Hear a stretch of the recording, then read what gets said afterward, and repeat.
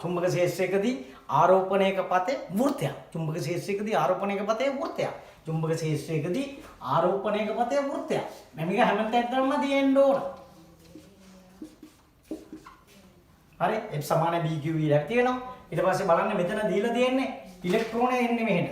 මේ බලන්න ඉලෙක්ට්‍රෝනය V මේ මෙතන O වල තියෙන්නේ ඉලෙක්ට්‍රෝනය.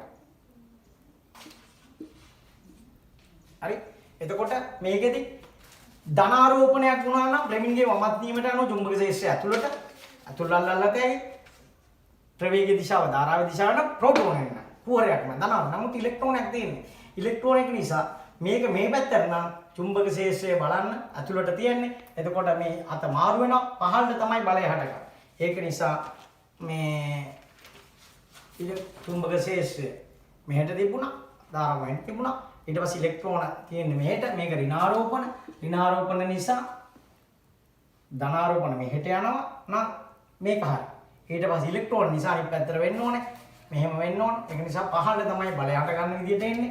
එතකොට ඔයාලට මේකෙදි සමීකරණයක් ගත හැකි F සමානයි BEV. F සමානයි BEV. ඒ වගේම කේන්ද්‍රාභිසාරී බලයක් නේ අපිට එන්න වෘත්තයක යනවනම් එතකොට F සමානයි MV වර්ගයේ බෙදීම R. මේ R ගන්න ලබන වෘත්තාකාර මාර්ගයේ R නම් F සමානයි MV වර්ගයේ බෙදීම R. එහෙනම් BEV සමාන නම් MV වර්ගයේ බෙදීම R. ඉතින් එක එක අවුරුදු වල සමහර අවුරුදු වල ඒ මුක්ත කරලා තිබ්බා.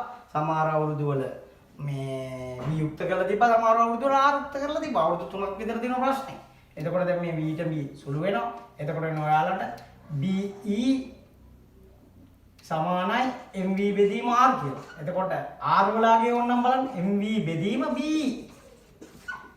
එතනින් වෘත්තයේ R ගැන අදහසක් ගත හැකි. ඉලෙක්ට්‍රෝනයක් වුණා නම් ඉලෙක්ට්‍රෝන ආරෝපණය 1.9 දාන මේක නියතයක්. B චුම්බක ශ්‍රාවක ඝනත්වය වැඩි වෙන්න චුම්බක ශ්‍රාවක ඝනත්වය වැඩි වෙන්න අරේ කුඩා වෙනවා. කුඩා එක තමයි චලිත වෙන්නේ.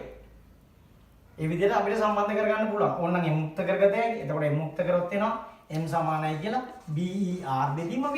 සමානට ඕන විදිහට සුළු කරලා ගන්න පුළුවන්.